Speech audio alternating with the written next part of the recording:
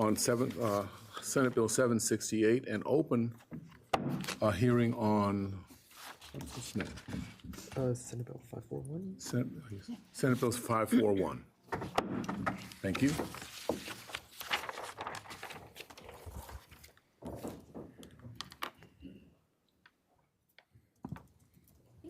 Person who is joining me as a question panel such as Jill Hubbard, is she online? Hubbard, there we are. Thank you. And I think I have two more folks who excellent. are here. There's a great group. Okay. Please, Senator.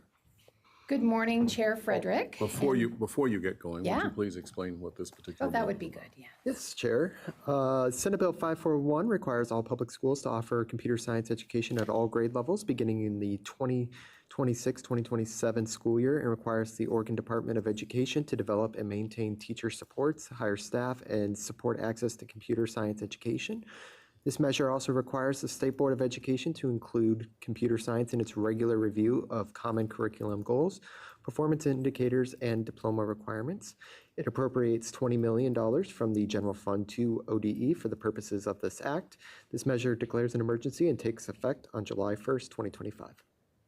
Thank you very much. Senator, would you continue? Thank you. Good morning, Chair Frederick, members of the committee. For the record, I'm Janine Sollman. I'm the state senator for Senate District 15, which includes areas of Forest Grove, Cornelius, Hillsborough, and the Rock Creek area of Washington County. I come before you today in support of Senate Bill 541. Is that? Yes, I see something.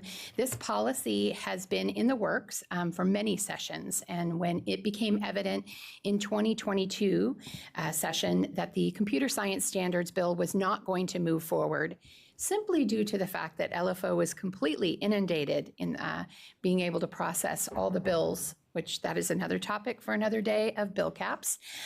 I reached out to Governor Brown and asked if we could advance this critical work together and make this critical step for computer science opportunity here in Oregon. In May of 2022, Governor Brown directed ODE and the HEC to work together on an implementation plan for computer science standards in schools. Think of this as different rungs on a ladder. This is an important rung that they were working on together, and this bill continues this work. That working group released their plan in late of 2023, and the policy before you comes from several of the plan's recommendations. I continue to be committed to this work as I believe it provides the necessary opportunity to encourage, engage, and inspire a diverse population of students to explore STEM or STEAM-related careers. Computer science is fundamental. Computer science and the skills that they bring are changing industry in this state. Today, most careers require computer science knowledge, a requirement that will continue to grow.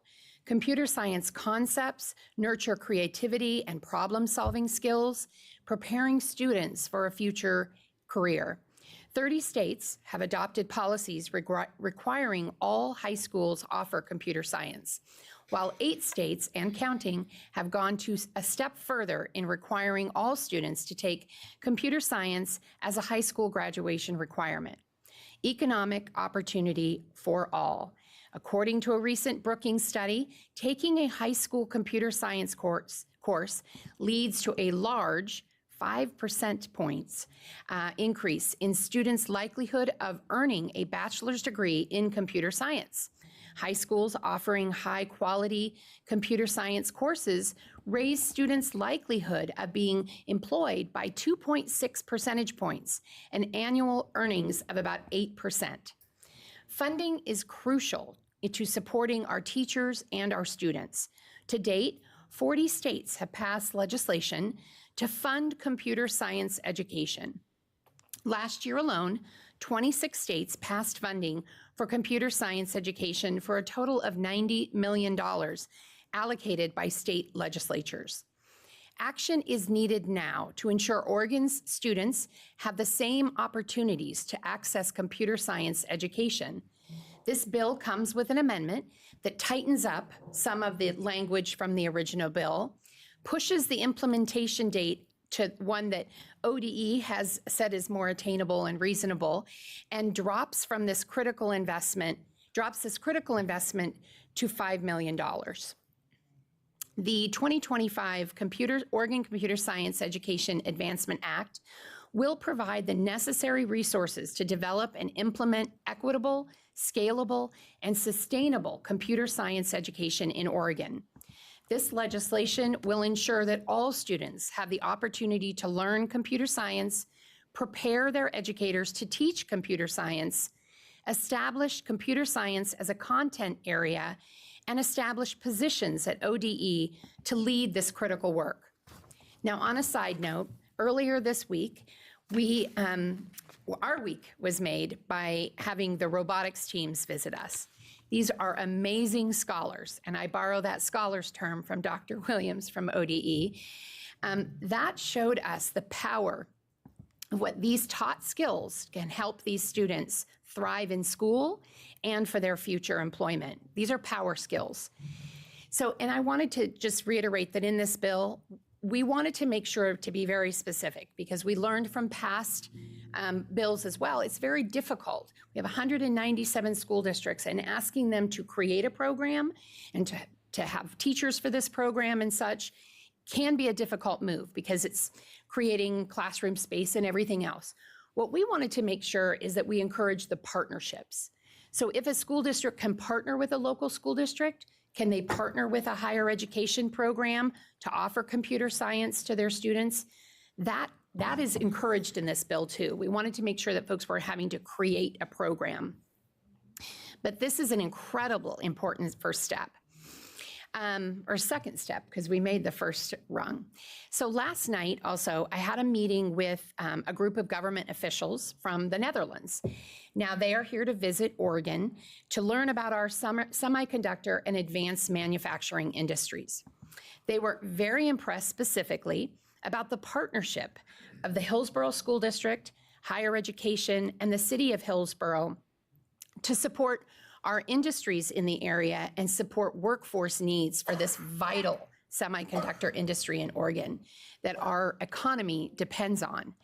They know how important the education pathways are to good jobs. And let's not be mistaken, we are a global leader of innovation in the semiconductor and advanced manufacturing industry. We need a skilled workforce to continue to support this industry for Oregon's economic viability. So colleagues, I urge your support of Senate Bill 541. Thank you. Thank you very much. Any questions? Yes, Senator Robinson. So the way I read this, you're requiring computer science education even for kindergartners. And of course, at that level, unless you know math and algebra, basically, you can't even understand the courses. We also have a concern because students shouldn't be in front of computers at that age. Social media is especially bad, and you're supposed to be learning the basics. I'm just wondering why you included the lower grades in this when it seems like it might be detrimental just from that standpoint. Thank you so much. Thank you, Chair Frederick, and thank you, Senator Robinson. First, I want to say that kids can't be what they can't see. And even kids at kindergarten can really get the excitement of education. It's not necessarily putting them in front of a computer, just as having them learn reading and doesn't mean they sit in front of a book, or having them learn math has them sitting in front of a book or sitting in front of a computer. There are different ways that kindergartners can learn through play and through a curriculum that can help them in this skill set. So the kindergarten curriculum would look very different than a 9th grade curriculum, but it's still setting them up for the skill set that they will need as they continue their education path. I have heard, and you, if you had conversations with after-school partners or summer learning partners, you would know that kindergartners are in these programs learning coding. Now, it might not be the coding that you would see at an Intel, but it's the start of it's the spark of understanding these skills. And so I appreciate the question because I think that folks do wonder what that would look like for a kindergarten class. And I think we do have folks that are, educators that will be joining us as well, that you might be able to hear from as they talk about these experiences. Thank you. Thank you. Are there any other questions? No? Thank you very much, Senator. You I can can- join us back up here, and we will Sure. have, let's see, I think we have Brian Freshy and Jill Hubbard and Joanna Good, but I think we'll start with Brian Freshy. Yeah, Jill Hubbard. Senator Sollman's. Oh, Jill Hubbard. Let's start with Jill Hubbard. Sorry. Is she, are you there, Jill Hubbard? I see the initials. Oh, Excellent. okay. Please go ahead. Introduce yourself and please go ahead. Sure.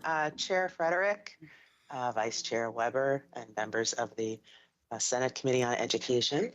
First, thank you for allowing me time to express my strong support for Senate Bill 541. As an associate professor of practice at Oregon State University Cascades, I've seen the impact of computing education on students in terms of their future opportunity. And perhaps more importantly, the critical need to broaden participation in this subject. Computer science affects our lives every moment, every second. I'm guessing everybody in this room has a phone attached to their hip at this moment in time, from news, entertainment, to ways we communicate, to transportation, to financial decisions. Algorithms play a huge role in determining who qualifies for home loans now, gains admission to college, secures employment, and many other things that often fly under the radar, aren't transparent. So this raises critical questions. Who builds these technologies? Who are they designed for? How do they affect people? How do they affect communities? How do they affect the world?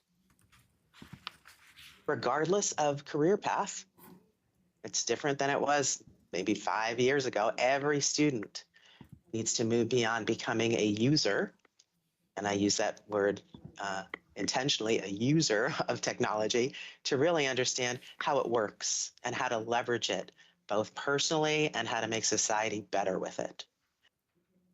Every 21st century learner should have the opportunity to create and critically examine the impact of technology on their lives, communities, and the world. So that begs the question, who's participating in computer science today? Despite how important computer science is, participation is alarmingly, and I'm going to add the word shamefully low, especially among historically underrepresented students in STEM fields. Just to share some stats, according to the 2021-22 Oregon Department of Education data, only 6% of high school students are enrolled in foundational computer science courses. On foundational, I mean not just coding, broad. What is computer science? Only 3% of high school girls take these courses. Only 112 American Indian Alaska Native students, 83 Native Hawaiian Pacific Islander students, and 211 Black students enrolled in computer science education in our state in 2021-2022. Out of 44,000 Hispanic or Latina high school students, only 2,000 are enrolled. Access to computer science varies drastically by geography, with urban schools offering twice as many courses as rural schools.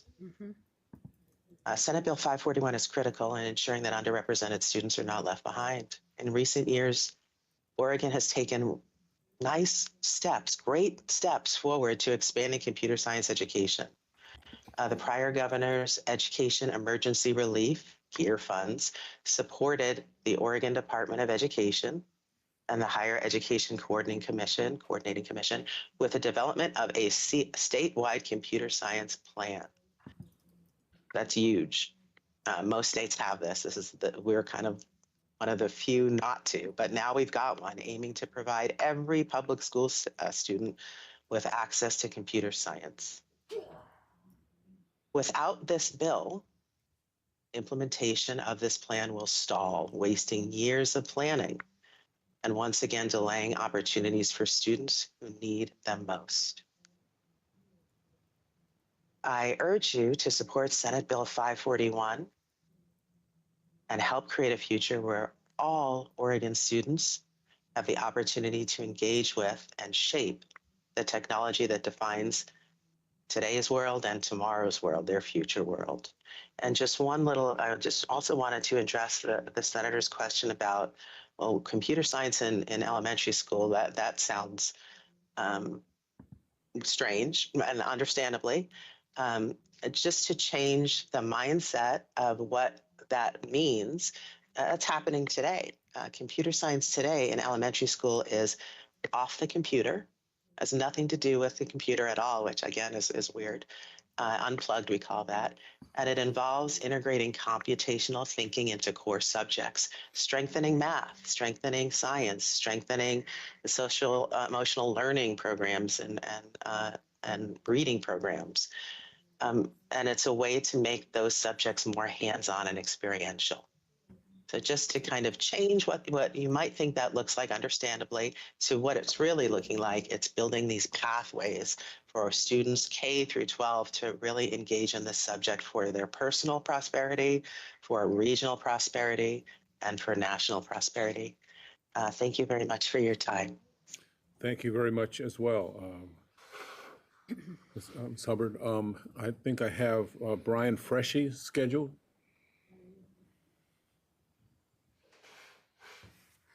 I see. Yep. There we are. Hello there. Good morning. Please introduce yourself and tell us what you think of this bill. Thank you for hearing my testimony this morning, Senate Committee on Education. My name is Brian Fresky. I'm the Director of Technology and Computer Science Lead for Lincoln County School District.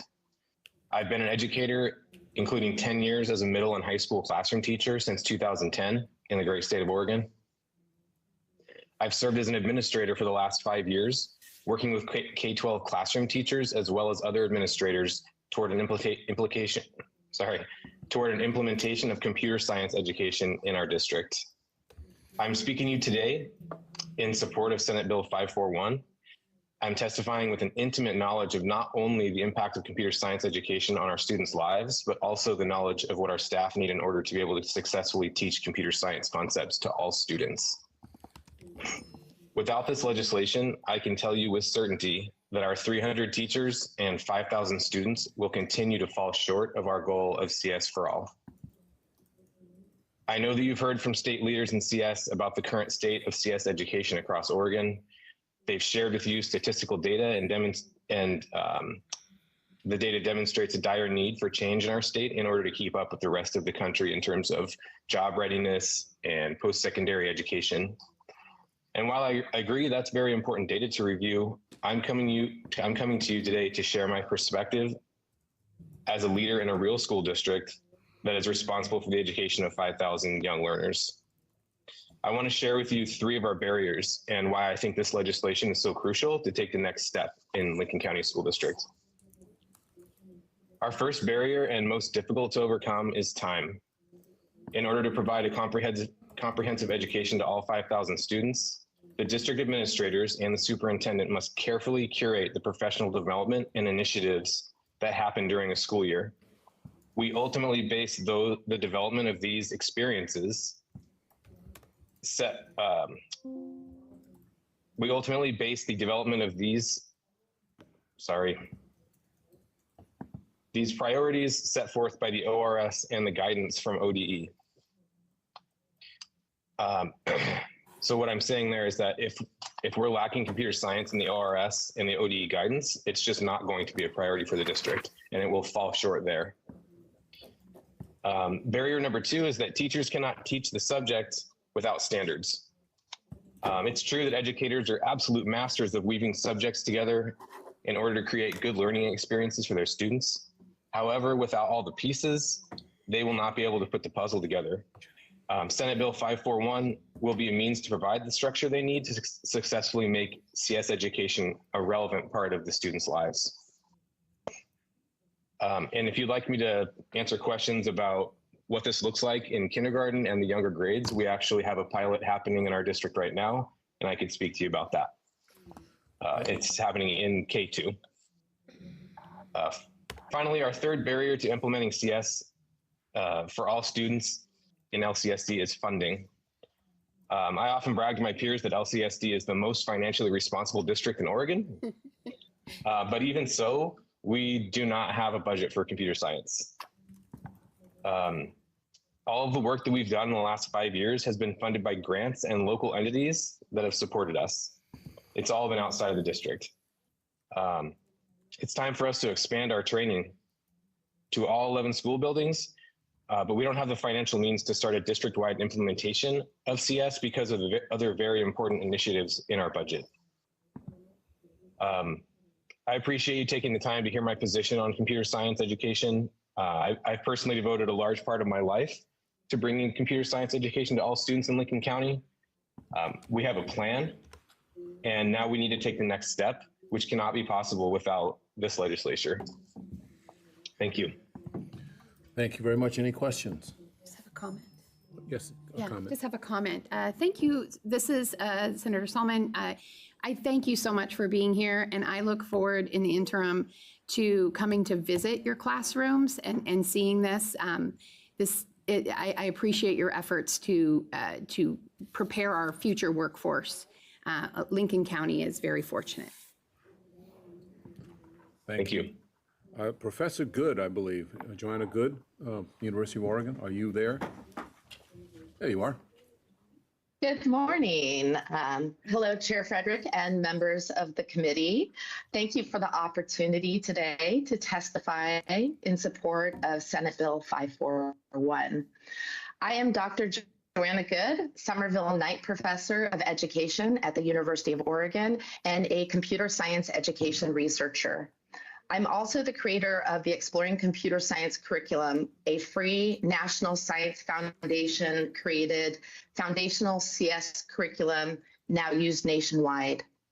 Before my current role, I taught high school computer science, and I'm also currently the parent of 3 high school students in Eugene, including one daughter who is currently taking computer science course, though she's one of only 2 girls in the course. This personal observation reflects a broader reality across Oregon. Despite efforts like our state CS implementation plan for computer science, access to computer science education remains deeply inequitable. In our rural schools, many students have no pathway to learn these fundamental skills. The data included in the CS implementation plan also shows that while some students, primarily boys in urban, well-resourced districts, have opportunities to learn computer science, vast numbers of Oregon students, especially girls, students of color, and rural students are being left behind. The stark reality in Oregon is that a student's access to computer science education can be predicted by their zip code, race, and gender. This is unacceptable because computer science is not just for the select few. We need to grow talent and interest in computer science across all students, not just identify perceived talent and funnel a small group of students towards these opportunities. Current policies and priorities often disincentivize expanding computer science programs, leaving us with an infrastructure that serves only a privileged minority of students. We know, and we've heard from others, that modern computer science courses can provide engaging, hands-on instruction that helps students understand both the foundational nature of computing, as well as its cutting-edge applications, including artificial intelligence. These courses teach students not just to use technology, but to create with it. They task students not only with understanding the mechanisms of developing AI, but also with the considerations of the environmental impact and related ethical and social issues that accompany new technology. But in Oregon, as we've heard, most students are being denied access to this learning in our state, relegating most students to be passive consumers of technology rather than creators of new technologies. But we do know how to democratize computer science education. We've watched other states take measures to do so. The approach mirrors how we promote equity and inclusion in other subjects through learning standards, teacher preparation and support, high quality curriculum, and a specialist at the Department of Education. Over the past 8 years, I know of at least 6 federal grants that have demonstrated what equitable and foundational CS education can look like in Oregon. And 2 of those grants were at the elementary level figuring out what would work and developing a research base for that. However, without state level investment, these efforts will fade away, leaving us further behind other states that have made significant commitments to CS education. While our CS implementation plan provides a roadmap for building a robust and equitable structure for CS education, without substantial funding and leadership, it remains just a document. This is fundamentally a funding issue. Without dedicated state investment, we will maintain the status quo where most students are being denied these opportunities. I urge you to support this bill and ensure that all of our K-12 students have the opportunity to learn computer science, to have that spark of joy and excitement, just as my own daughter has. This is an amazingly creative, powerful, and justice field that shapes our modern world. We can't afford to let another generation of Oregon students miss out on these crucial learning opportunities while their peers in other states move ahead. Thank you for your time, and I'm happy to answer any questions you might have. Thank you very much as well. I'm trying to balance some things and get people scheduled at this particular point. So I'm going to ask if I will apologize to Morgan Allen and Stacy Michelson right now. Would like for you to come up in just a second, but I need to make sure that the director of the Oregon Department of Education gets a chance to speak to something. So I'm going to continue this particular meeting, the hearing on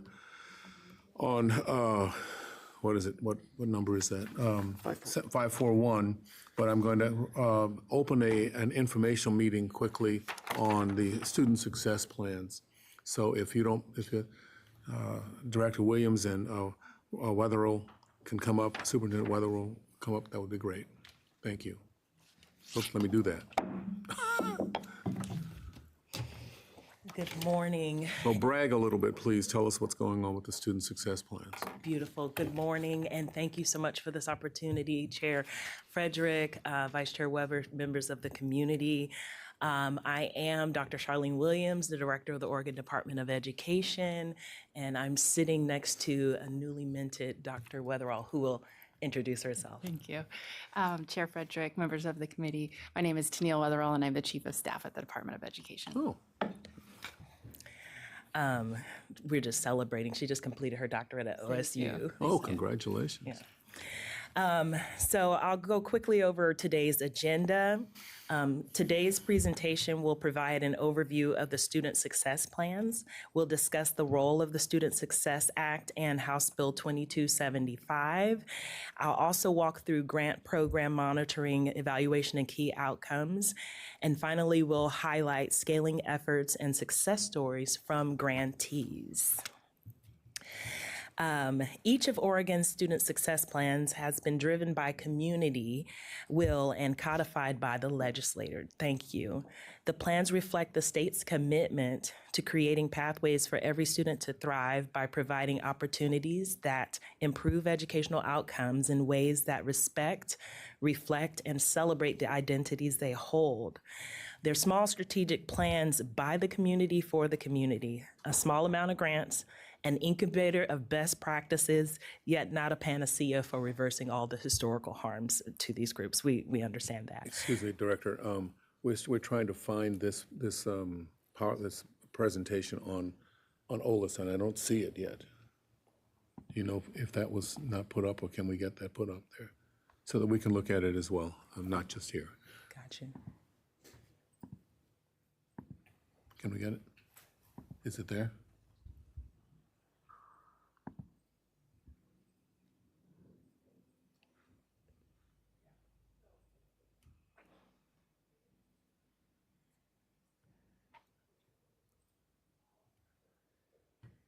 There?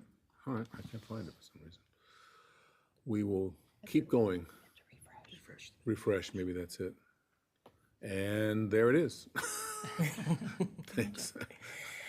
Thank you Go so ahead. much. And I just want to announce that I may have to step out during this presentation, but I'll leave you in quite capable hands of Dr. Weatherall. You're Thank trying you. to get to 3 places at the same time.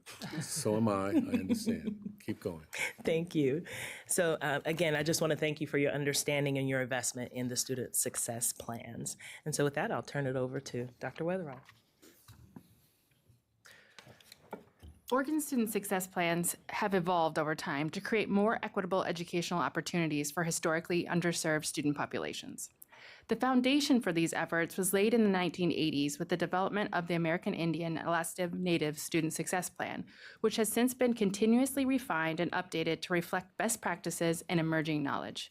This work set a precedent for future plans, providing a model for addressing disparities in education. Building on this foundation, the state established the African American Black Student Success Plan in 2016, supported by the State General Fund. This marked a critical step in addressing systemic barriers and improving educational outcomes for Black students. Recognizing the need to expand these efforts, the Latino, Latina, Latinx, and Indigenous Student Success Plan was introduced in 2019, reinforcing Oregon's commitment to equity-driven education reform. That same year, a monumental investment in education came with the passage of the Student Success Act. This legislation not only increased funding for Oregon schools, but also paved the way for the creation of additional student success plans. Each new plan was developed through an extensive community engagement and ongoing guidance from advisory groups, ensuring that voices of the communities being served were at the center of the work. As part of this expansion, Oregon introduced the LGBTQ2SIA+ Student Success Plan in 2021, followed by the Native American Pacific Islander Student Success Plan in 2023. Also in 2023, the Oregon Legislature passed Senate Bill 2275, reinforcing the role of student success plans in shaping local education policies. This bill requires student investment account grant applicants to consider the recommendations of the advisory groups, ensuring that school districts align their local efforts with the goals and objectives in the student success plans. The newest addition to this work came in 2024 with the establishment of the Immigrant Refugee Student Success Plan. This plan will provide targeted strategies to support Oregon's growing immigrant and refugee student populations, ensuring that they have access to educational opportunities they need to thrive. Each student success program is built on a 3-part structure, designed to ensure thoughtful development, strong community engagement, and meaningful implementation. The first component is the statewide development and implementation of a student success plan is crafted in partnership with the members of the community it serves. These plans are strategically designed to address statutory objectives, ensuring that policies and initiatives are tailored to the needs of each focal community, while promoting equity and improved educational outcomes. The second component is the advisory group itself, which provides ongoing guidance to the Oregon Department of Education in both the development and the implementation of each plan. These grantees play a critical role in bringing the student success plans to life, implementing programs that apply evidence-based strategies to improve educational outcomes. Their work not only benefits the students in their respective communities, but also contributes to the broader statewide learning about what works best to support student success. A key aspect of the work is knowledge sharing and sustainability. By 2028, grantees will develop and publish free publicly available resources on Oregon Open Learning, ensuring that educators and service providers across the state have access to effective, research-backed strategies that can be adopted. Finally, ODE advisory groups, SSP grantees, and external evaluators work in close collaboration to monitor and evaluate the implementation and outcomes of the student success plans. These ongoing assessments ensure accountability, inform future improvements, and help create a sustainable model for student success across Oregon. I want to talk a little bit about grant monitoring. To ensure the success of the student success plans, we have developed a monitoring system that keeps programs on track and maximizes their impact. Every grantee begins with an annual project plan, which outlines clear objectives, activities, and a detailed budget. Throughout the year, grantees submit monthly or quarterly financial reports, aligning their expenditures with approved budgets while summarizing their progress. In addition, site visits play a crucial role in monitoring progress. These visits allow us to see firsthand how programs are being implemented, provide direct support to grantees, and identify appropriate opportunities for improvement. Grantees also submit mid-year and final progress reports, which document their successes, challenges, progress towards goals, and the number of students that they have served. Beyond monitoring, we are committed to evaluating the effectiveness of student success plans to ensure that they're truly meeting the needs of Oregon students. One of the key ways we do this is through student participation data, which helps us to keep track of engagement and academic progress over time. We also conduct student participant surveys, allowing us to hear directly from students about their experience, what's working well, and what improvements can be made. Additionally, we're beginning to do more external evaluations, such as the 2020 AABSS evaluation, and it helps us to provide an independent assessment of program impact, offering critical insights into strengths and areas for growth. A key priority is not just maintaining these programs, but expanding and improving them over time. Since 2023, AABSS grantees have been collecting identifying data of student participants. This is helping us to develop a long-term data-driven understanding of how participation in these programs influences students' academic success over time. By tracking the data, we can better assess long-term outcomes and ensure that student success plans remain effective and responsive. We've partnered with external research organizations to develop a cross-student success plan framework, ensuring that all student success plans are aligned and continuously refined to best meet the needs of Oregon students. The AABSS external evaluation provided key recommendations that continue to shape our approach. It highlighted the importance of increasing awareness of the student success plans among education partners, strengthening collaboration between schools and districts, enhancing our data collection we use to inform decision-making, creating learning collaboratives with grantees can share strategies and best practices, ensuring that efforts are aligned across the entire education system from early learning through post-secondary education, and driving system-wide change to improve student outcomes. With these recommendations in mind, in 2024-28 grant program is designed to tackle these priorities head-on, ensuring that the student success plans are more impactful than ever before. We're building on our past lessons learned and using data to guide our next steps. We're making sure that every student in Oregon has access to support and opportunities that they need to succeed. Thinking about some highlights of our plans, the LGBTQ2SIA Student Success Plan has played a critical role in providing visible support for students, families, schools, and districts. In the 23-24 grant year, our grantees served nearly 4,000 educators and organizational staff, equipping them with the tools to create inclusive learning environments, engaged over 6,000 family and community members, fostering stronger support, impacted more than 55,000 youth through grant projects, including district-wide policy implementation efforts that create safer, more affirming school environments. For our African American Black Student Success Plans, some of our key efforts include recruitment and networking initiatives to increase the hiring of African American Black educators and staff, youth-led action research projects designed to identify and implement strategies that support youth impacted by the justice system. With all of these efforts, we're hoping to create more inclusive school environments while addressing systemic barriers affecting Black student success. Native Hawaiian Pacific Islander student success plans.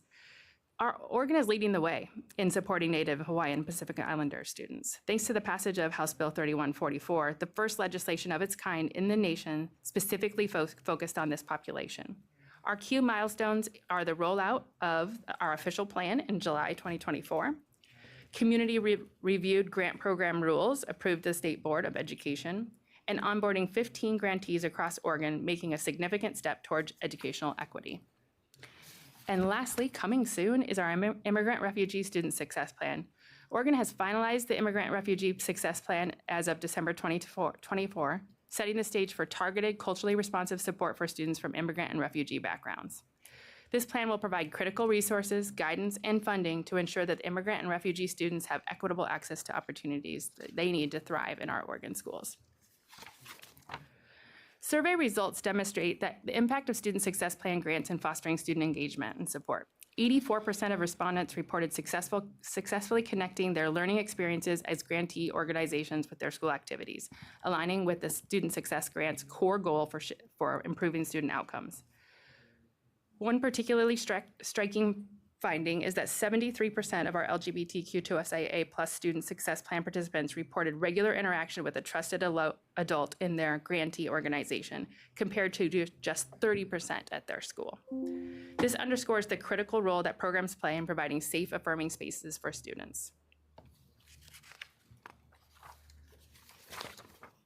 While each student success plan includes a range of strategies tailored to the unique needs of focal communities, the student success plan pillars were introduced in 2024 as part of a cross-student success plan framework.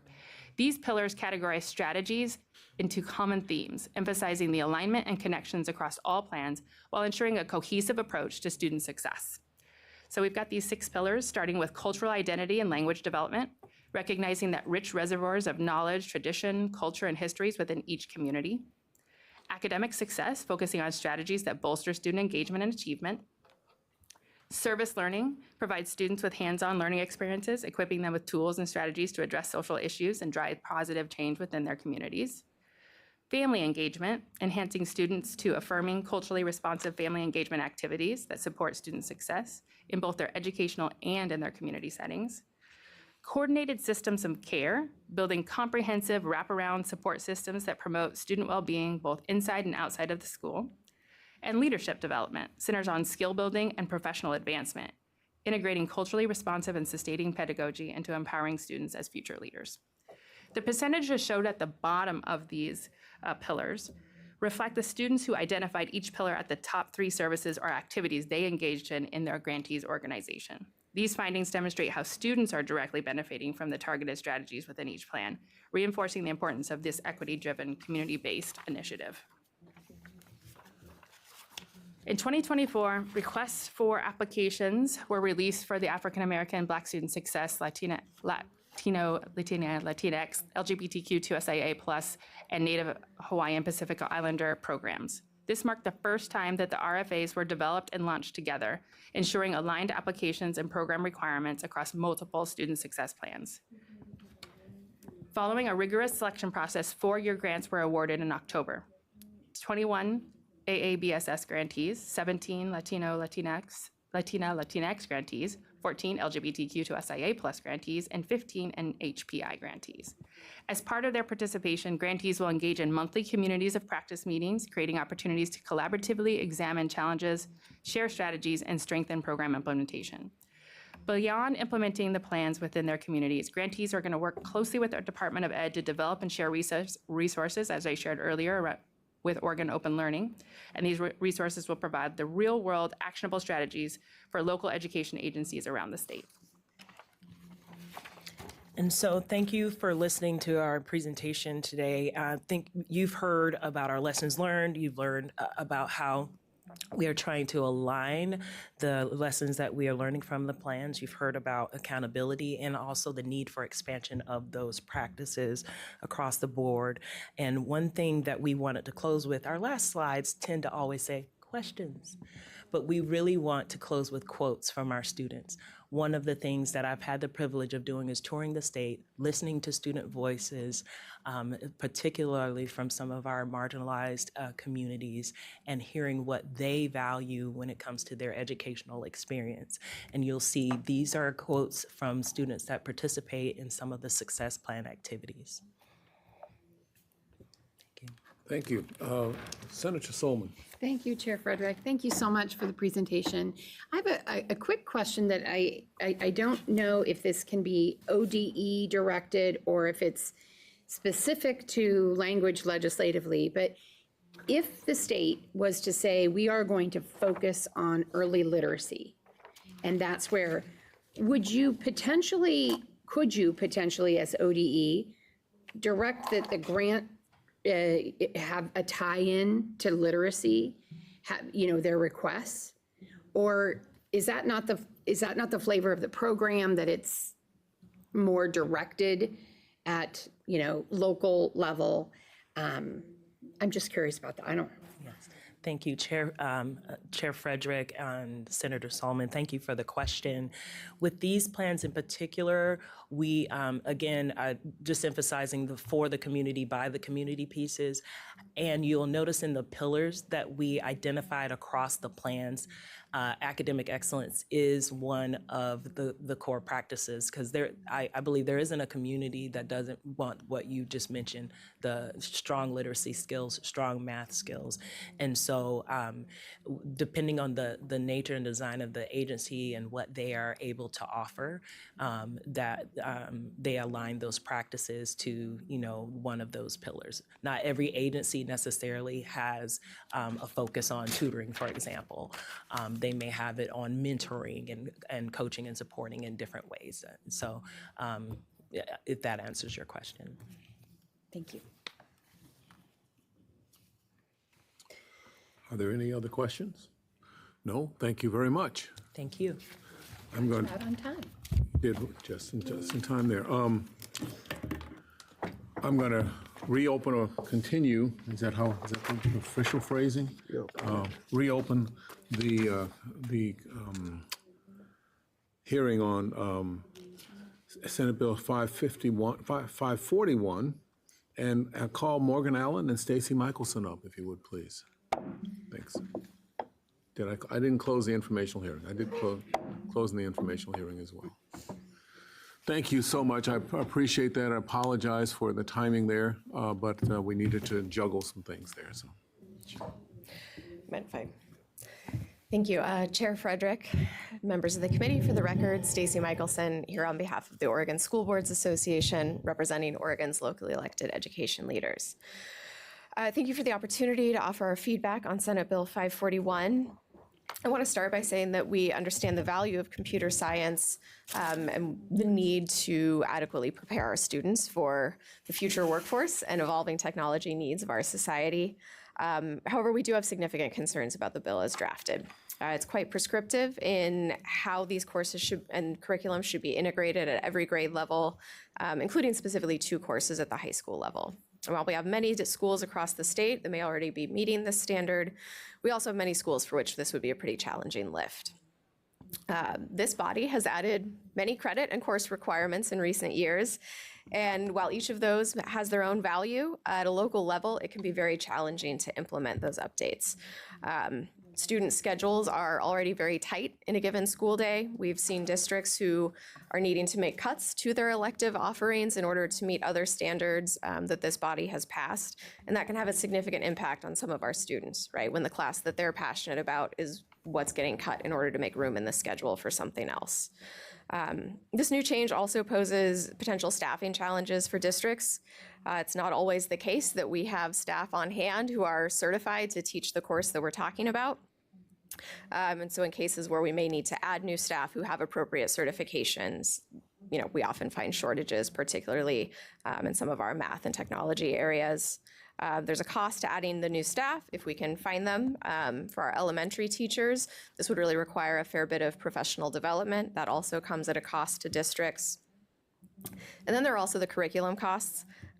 We already have districts across the state that are delaying or staggering even some of their core curriculum updates due to difficulty affording the new curriculum.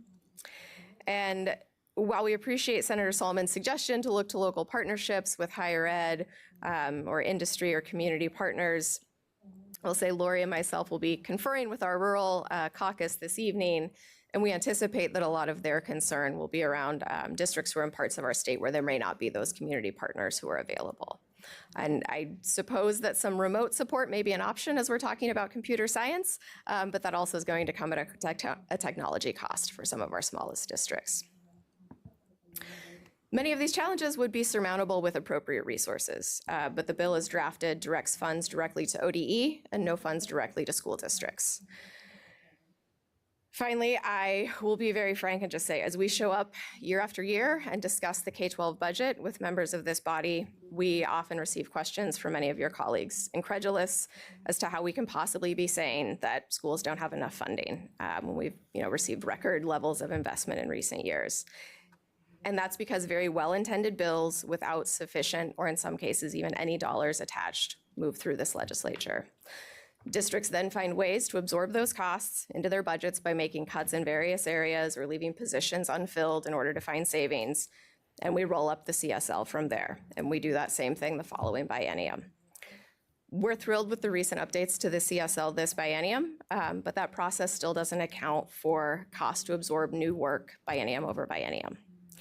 So our ask is that if Senate Bill 541 is to move forward, we would like to see sufficient resources directed to districts, not just to the department. And if the legislature is going to move bills without adequate resources, then eventually we really need to have a conversation about how those costs become accounted for in our current service level calculation. Thank you. Mr. Allen. Thank you, Chair Frederick, and members of the committee. For the record, Morgan Allen, on behalf of COSA, And I will be nothing but consistent this session, even if people get frustrated with some of the testimony that we're going to share. And I think, I'll just go back to the topic we talked about earlier this week, TAG, computer science. It's really not related to the topic. I mean, these things are important things that our schools should be doing. We should be looking at ways to expand these types of programs. But again, if we're just adding computer science courses or requirements without resources for districts to implement these things with fidelity, we just sort of continue the trend that we've seen for the last several bienniums of the legislature adding requirements without full consideration of the financial, professional development, and sometimes material costs. With technology in particular, there's infrastructure requirements. And I think just a couple of quick examples I would share is right now our districts are challenged to implement. The legislature has added 3 new graduation requirements around personal finance, college and career skills, and civics. And so those are, all our districts are right now in the process of doing some pretty significant revamping to their high school requirements. And as Ms. Michelson said, when we add required courses, what happens is districts end up eliminating electives. There are fewer choices for our students, and that may be an appropriate consideration, but what we are seeing again is that we don't, we have a fixed amount of time, and so something has to drop off, or we may have to consider dropping something off, whether it's elective or a course. And I think, some of the things you heard even from some of the proponents about the time challenges, the staffing and professional development challenges ring true. Really appreciate the amendment, and I know that the senator, appreciate her willingness to chat with us about this. I know that she's trying to make this something that school districts can do and have some time to plan out into the future. But unfortunately, I'm one of those people now that's been around long enough to see where we have put requirements on districts out into the future. And in some cases, like full day kindergarten, the legislature put that a few years into the future and funded it. But other things like PE minute requirements or many other things I could mention, the legislature put out into the future with the promise that we'll get back to the resources before that comes online. And that just hasn't happened consistently over time. So I think that's another reason our members are concerned about this. But we'd be happy to continue to work with Senator Sollman and others to see what we can do possibly this session. And I'd be happy to answer any questions.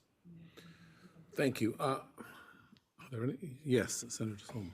Thank you, Chair Frederick.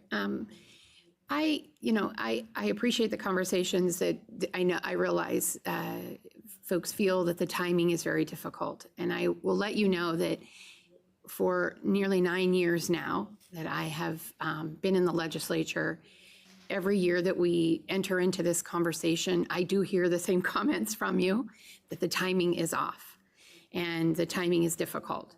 I did take into very careful consideration, because I heard very direct feedback from school districts, such as Forest Grove in my district or in Hillsborough, saying the standalone personal finance, the standalone civics, right? That was problematic because you needed to find space, you needed to find teachers, you needed to find. So when we entered into this conversation, I took that into consideration and I said, I want to make sure that this doesn't require a district to set up a standalone. It doesn't require a district. It does have funding from ODE to look at the curriculum and to provide that. It does have the ability for school districts to partner. If you're, and truly, as the professor said, we are finding more opportunity for our urban students than we are our rural. And these are game-changing opportunities for employment. So if we talk about, as we move education forward, we need to make sure that we have relevance in our education that takes us to employment opportunities. And so when I think about our urban, they have access to different community colleges. They have access to an ESD that could perhaps, I find it hard to believe that they don't have technology, and I will be happy, that is something that I know that internet and broadband and all that is so critical in infrastructure for our schools. But it really had some flexibility in the timeline and in the fact that it wasn't a standalone create, it was a partner opportunity, and it was an enhancement opportunity for such the Lincoln County teacher. It is, I just needed to put on the record, as I had the one pager placed on the record, that I get it, and $10 million last year was invested in Washington, the state of Washington, on computer science. Idaho, $9.5 million. In New York, $36 million. I can go on and on. Oregon, $0. We have completed the first rungs of this a very important ladder that looked at how we could work with HEC, how we could work with ODE to take out and work on those standards that wasn't requiring school districts. And this is an important next ladder of that. And again, I just wanted to reiterate, we are not asking for standalone, and open for continued conversation on that, and realize timing is extremely difficult. But again, our students need to be trained for the jobs that we have here now, and the jobs that we are going to have in the future for the viability of Oregon. Because Idaho next door, they're investing, and Oregon needs to figure this out. So, thank you. Thank you very much. I'd like to talk with you later after this about a couple of things as well. So I appreciate you bringing those things forward as well. Okay, any other questions? I'm going to close the hearing on Senate Bill 541 and open a hearing on Senate Bill 948.